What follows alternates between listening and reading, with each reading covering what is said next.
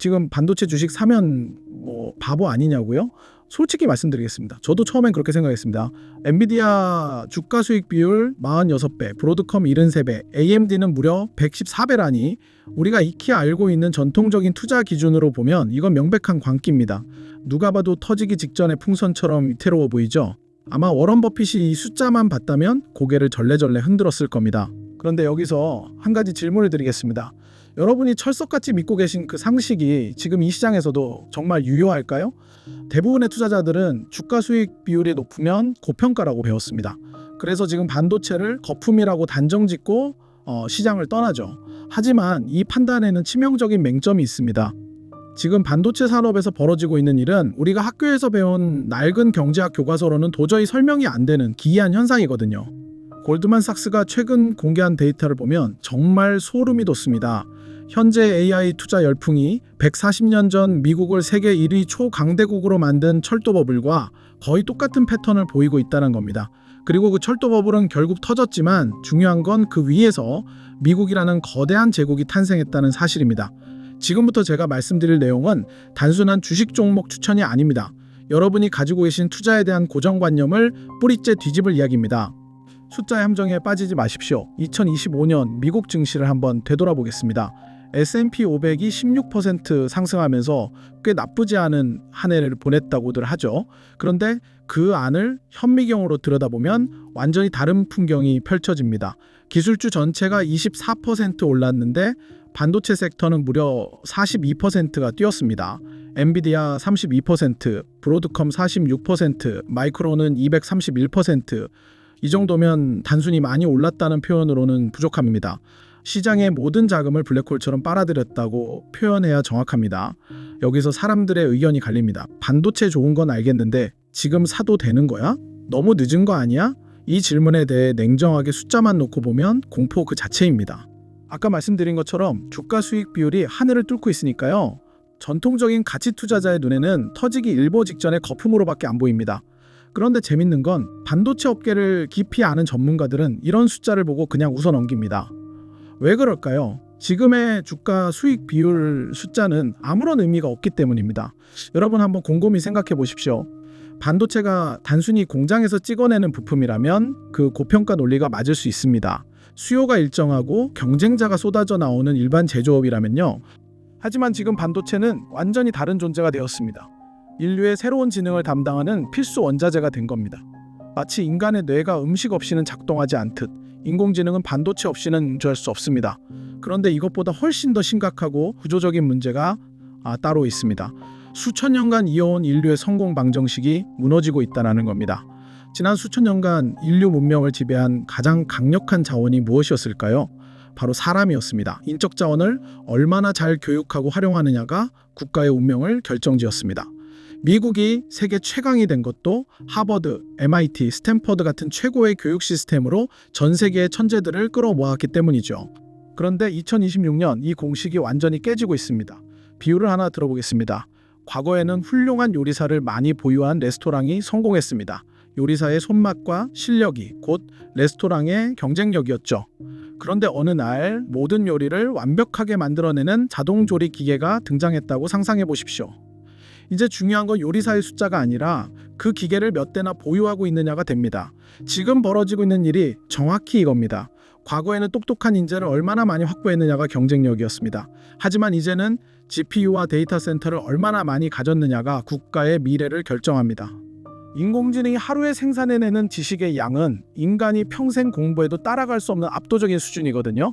이걸 깨달은 나라들이 가만히 있을까요? 절대 아닙니다. 중국을 보십시오. 국가의 모든 역량을 총동원해서 AI를 키우고 있습니다. AI는 새로 시작하는 분야니까 이 기회에 미국을 추월하겠다는 전략이죠. 미국도 가만히 있지 않습니다. 패권을 뺏기지 않기 위해 민간 자원을 미친 듯이 쏟아붓고 있습니다. 미중 무역 전쟁이 왜 이렇게까지 치열한지 이제 이해가 되시죠? 이건 단순한 관세 싸움이 아닙니다. 새로운 시대의 패권을 차지하기 위한 필연적인 전쟁입니다. 현재 미국 빅테크들이 쏟아붓는 돈이 700조 원을 넘었습니다. 140년 전 철도 버블 때 미국 GDP의 6%가 철도에 쏟아졌던 것과 똑같습니다. 당시 버블은 터졌지만 남겨진 철도망이 미국 전역을 연결해 철강, 석탄, 금융 산업을 폭발시켰듯 지금 깔리고 있는 AI 반도체 인프라는 앞으로 수십 년간 인류의 뇌 역할을 할 겁니다. 자, 여기서 많은 분들이 이런 의문을 가지실 겁니다. 수요가 폭발한다고? 그럼 공급도 늘어나겠네? 돈 냄새를 맡고 새로운 회사들이 우후죽순 생겨나면 결국 경쟁이 치열해지고 지금 잘 나가는 회사들도 힘들어지는 거 아니야? 논리적으로는 맞는 말입니다. 실제로 역사가 그랬거든요. 인터넷 붐 때 닷컴 기업들이, 스마트폰 때 수많은 제조사들이 그랬죠. 하지만 반도체는 다릅니다. 완전히 다릅니다. 흔히들 하는 실수가 바로 이겁니다. 반도체도 다른 산업처럼 경쟁이 치열해질 거라고 생각하는 거, 이것만큼은 절대로 착각해서는 안 됩니다. 반도체 산업에는 아무나 넘볼 수 없는 무시무시한 진입 장벽이 세 겹으로 쌓여 있거든요. 첫 번째 장벽, 바로 돈으로 살 수 없는 기술력입니다.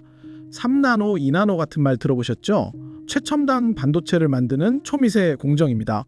이 기술은 단순히 돈이 많다고 확보할 수 있는 게 아닙니다. 비율을 들어보겠습니다. 여러분이 지금 당장 100억 원을 받았다고 칩시다. 이 돈으로 미슐랭 3스타 레스토랑을 차릴 수 있을까요? 최고급 주방 설비를 들이고 최상급 재료를 공수할 수는 있습니다.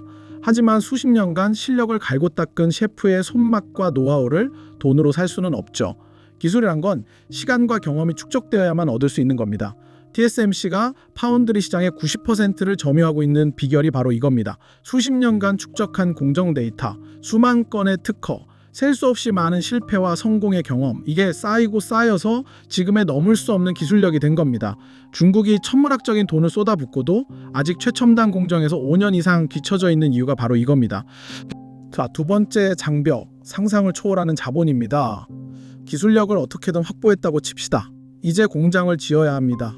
최신 반도체 공장 하나를 건설하는 데 드는 비용이 무려 40조 원입니다. 그런데 이게 끝이 아닙니다. 매년 수십조 원을 추가로 투자해서 장비를 업그레이드해야 합니다. 비율을 들어보겠습니다. 여러분이 카페를 창업하는데 처음에 5천만 원을 들였습니다. 그런데 매년 5천만 원씩 추가로 들여서 인테리어를 새로 하고 장비를 바꿔야 한다면 어떨까요? 게다가 처음 몇 년은 매출도 거의 없습니다. 이 조건에서 카페를 차릴 사람이 있을까요? 반도체가 정확히 이런 구조입니다.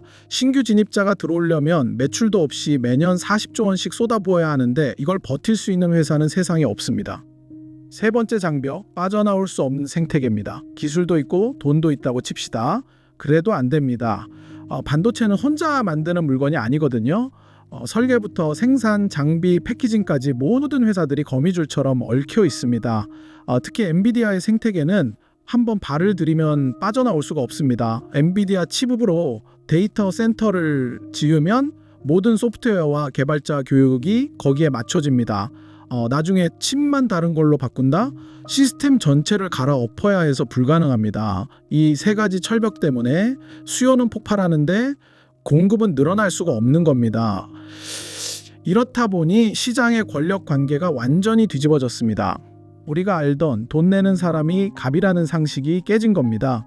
엔비디아의 최신 칩은 1년치가 이미 매진됐고 구글이나 아마존 같은 빅테크 CEO들이 부품 좀 달라고 직접 영업을 띱니다. 제슨 황 CEO가 한국에 와서 했던 말이 기억나십니까? 우리가 사줄게가 아니라 우리가 팔아줄게라고 했습니다. 지금은 사줘서 고맙다가 아니라 팔아줘서 고맙다는 슈퍼을의 시대가 된 겁니다. 여기에 더해 미국은 반도체를 국가 안보 자산으로 규정하고 전 세계 공급망을 미국 중심으로 재편하고 있습니다. TSMC가 공장을 미국으로 옮기고 마이크론이 미국 기업이라는 이유로 프리미엄을 받는 이유가 여기 있습니다. 그럼 우린 도대체 뭘 사야 할까요? 엔비디아? 마이크론? TSMC? 솔직히 말씀드리겠습니다. 우리가 업계 종사자가 아닌 이상 개별 종목의 등락을 정확히 맞추는 건 전문가에게도 어려운 일입니다. 그래서 답은 명확합니다. 산업 전체를 사는 ETF에 투자하는 겁니다. 여러분의 성향에 맞춰 딱 세 가지만 기억하십시오. 첫째, 반도체는 결국 1등이 다 먹는다고 믿으신다면 SMH입니다. 엔비디아, TSMC 같은 대장주 비중이 높아서 상승장에서 가장 강력한 수익을 낼 수 있습니다. 공격적인 투자자에게 딱이죠. 마치 축구의 레알 마드리드 같은 최강팀에 집중 투자하는 겁니다. 둘째, 나는 한방보다는 안정적인 게 좋다면 SOXX입니다. 미국에 상장된 주요 반도체 기업 30곳에 골고루 투자해서 리스크를 분산합니다. 산업 전체의 성장에 베팅하는 정석적인 방법이죠. 셋째, 나는 10년 이상 묵혀둘 건데 수수료가 아깝다면 SOXQ입니다. SOXX와 구성은 거의 비슷한데 운용 보수가 훨씬 저렴합니다. 장기 투자자에게는 최고의 가성비 선택이 될 겁니다. 숫자에 겁먹지 마십시오. 140년 전 철도혁명이 미국의 척추를 만들었듯 지금의 반도체는 인류의 새로운 뇌를 만들고 있습니다. 주가 수익 비율이 높다고 무조건 거품이 아닙니다. 역사적인 전환점에서는 기존의 잣대가 통하지 않습니다. 중요한 건 큰 흐름을 읽고 그 흐름에 올라타는 겁니다. 이 거대한 물결에 여러분의 자산을 실어서 여러분도 함께 수혜를 누려보시기 바랍니다. 오늘 이야기가 여러분의 투자 라이프에 작은 인사이트가 되었으면 좋겠네요. 시장의 흐름을 놓치지 않고 남들보다 한 발 앞서 자산의 길을 찾고 싶으시다면 구독과 좋아요 부탁드립니다.